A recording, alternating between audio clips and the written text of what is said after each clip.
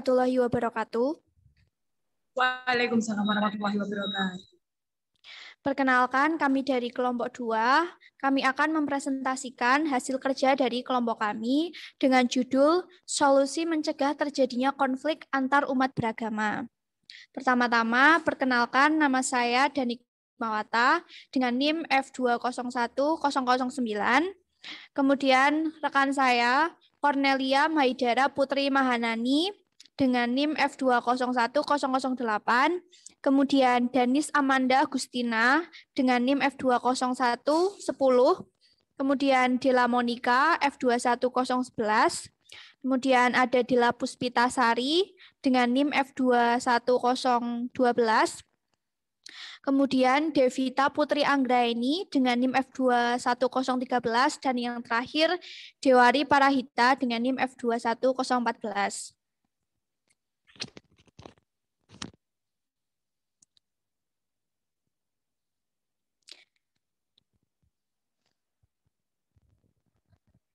Yang pertama, saya akan menjelaskan mengenai pengertian agama dan juga pengertian konflik. Apa itu agama? Kata agama berasal dari bahasa Sanskerta yang artinya adalah tradisi. Kemudian kata agama terdiri dari dua subkata yang memiliki arti-arti yang berbeda. Yang pertama a, yang berarti tidak, dan gama yang berarti kacau. Jadi dapat diartikan tidak kacau. Atau dapat diartikan peraturan yang bertujuan untuk mencapai kehidupan manusia ke arah tujuan tertentu. Kemudian pengertian agama menurut istilah, agama adalah sesuatu yang berisikan suatu peraturan di mana di dalamnya berisi hukum yang harus dipatuhi oleh semua makhluk hidup. Atau sebagai sesuatu yang mengikat diri seseorang sehingga orang tersebut akan tunduk dan patuh kepada Tuhan untuk menjalankan segala perintahnya dan menghindari hal-hal yang dilarang. Sehingga manusia akan menyerahkan hidupnya hanya kepada Tuhan. Kemudian pengertian konflik.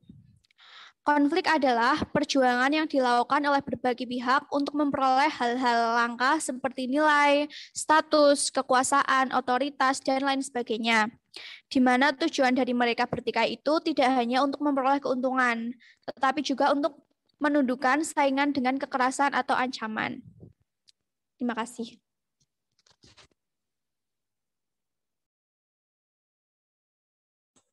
Dua, mengapa terjadinya konflik? Secara umum, Indonesia mempunyai banyak berbagai jenis konflik. Salah satunya adalah konflik mengenai agama. Penyebab konflik antar umat beragama yaitu 1. Anggapan hanya satu agama yang paling benar. 2. Agama dianggap memberikan kebenaran absolut. Maksudnya adalah banyak masyarakat yang masih menganggap bahwa agama itu diberikan oleh Tuhan Sang Pencipta. Ajaran dan doktrin mereka haruslah mutlak dan sempurna. Hasil yang tak terelakkan ini adalah bahwa Anda melihat diri Anda sebagai lawan terhadap orang-orang yang menganut agama lain. 3. Berpikir hitam putih, yang artinya mereka berpikir bahwa agama yang dianutnya adalah kebenaran yang lengkap, sementara agama yang lain adalah salah. 4. Para pemimpin agama seolah mewakili Tuhan. Banyak masyarakat di Indonesia yang percaya bahwa para pemimpin di Indonesia ini mereka seolah berbicara mewakili Tuhan dan oleh karena itu tidak boleh dibantah oleh siapapun. 5. Mereka masih belum memahami ajaran agama atau menyimpang dari aturan ajaran agama masing-masing. 6. Masyarakat masih mementingkan diri sendiri atau menganggap agamanya yang paling benar. 7. Masyarakat masih bertindak seenaknya tanpa mengikuti kaidah yang ada.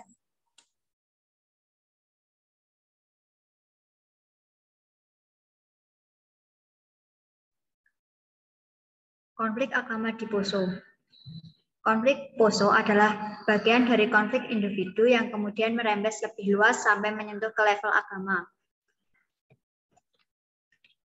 Contoh dari konflik Poso yang pertama adalah pada tahun 1992, Rusli Laboyo yang awalnya beragama Islam, kemudian pindah ke agama Kristen, menjadi pendeta. Kemudian akalahnya menghujat sebuah nabi di agama Islam.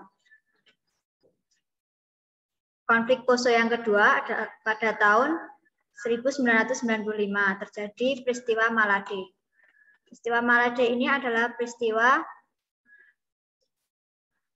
kelompok pemuda Kristen yang berlatih bela diri taekwondo kemudian melempari masjid yang ada di Tegalrejo. Konflik yang ketiga pada tahun 1998, perkelahian sekelompok remaja Kristen Lombogia dengan remaja Masjid Pondok Pesantren Darussalam ke Kelurahan Sayang. Penyelesaian hal ini tidak akan terjadi apabila masing-masing individu saling menghargai dan bertoleransi terhadap masing-masing perbedaan agama yang ada di Indonesia.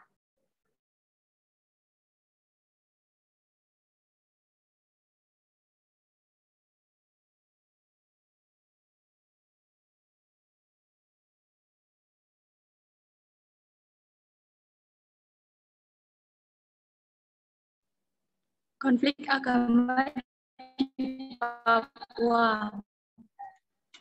Pada 2007, kekerasan yang nyaris terjadi dapat dihindari di Manokwari dan Kaimana di Provinsi Papua Barat.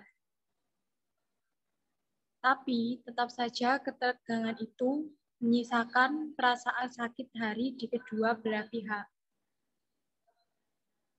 Kedua, munculnya kelompok-kelompok baru yang bersifat eksklusif di masyarakat Islam maupun Kristen yang telah memperkuat persepsi bahwa agama yang lain adalah musuh.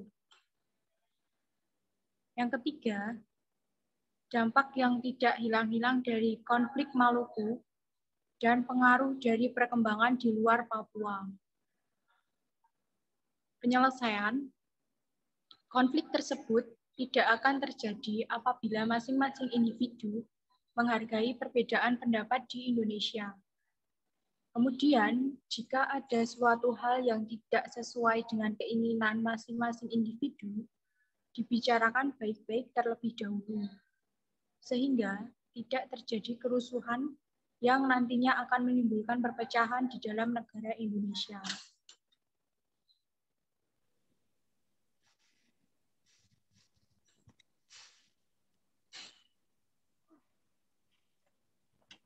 Kerusuhan yang terjadi di Karubaga, Kabupaten Tolikara, Papua.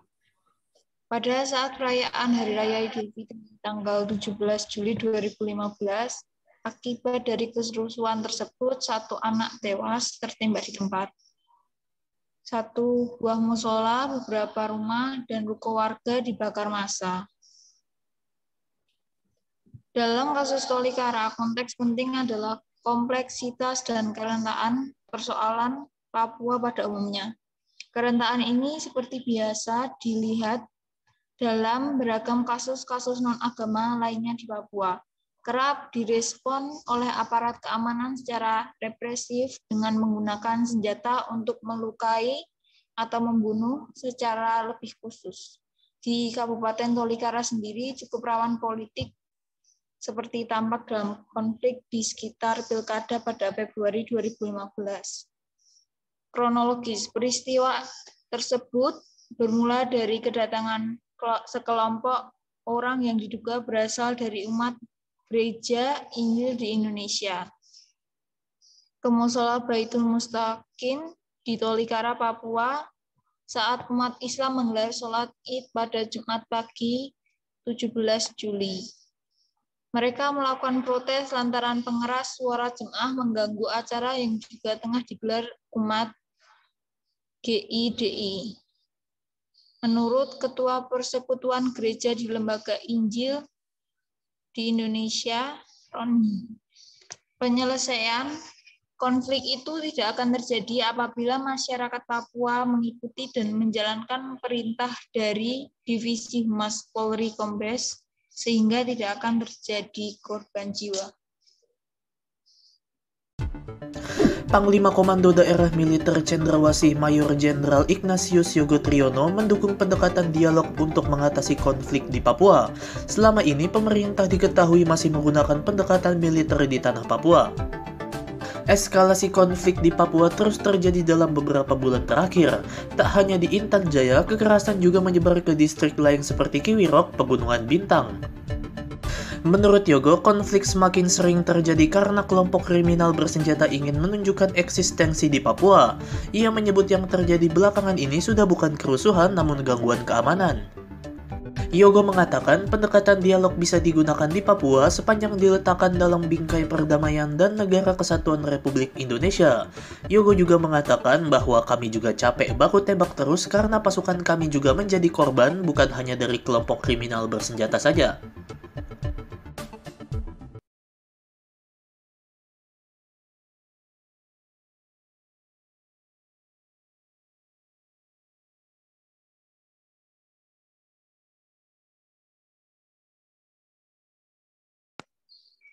Upaya untuk menghindari adanya konflik antar agama.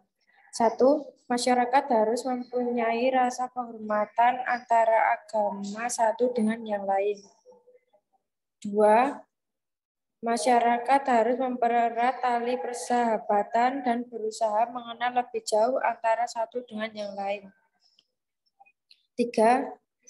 Mempunyai kesadaran bahwa setiap agama yang dianut masyarakat membawa misi kedamaian. 4. Apabila ada sesuatu sesuai dengan masing-masing individu, maka harus dibicarakan baik-baik terlebih dahulu.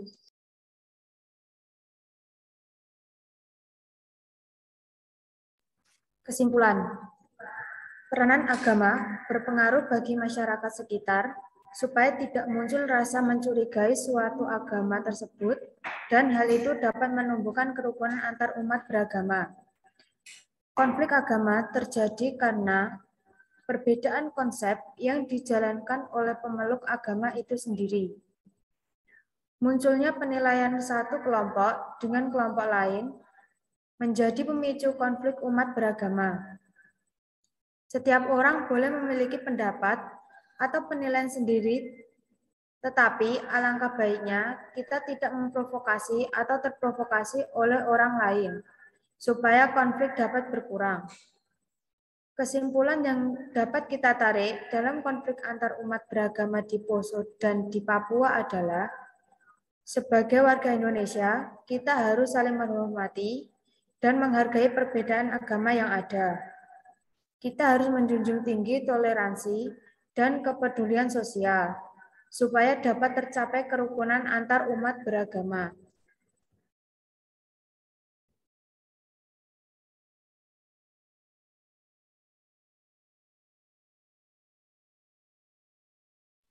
Sekian presentasi dari kami. Mohon maaf jika ada salah kata. Wassalamualaikum warahmatullahi wabarakatuh. Waalaikumsalam.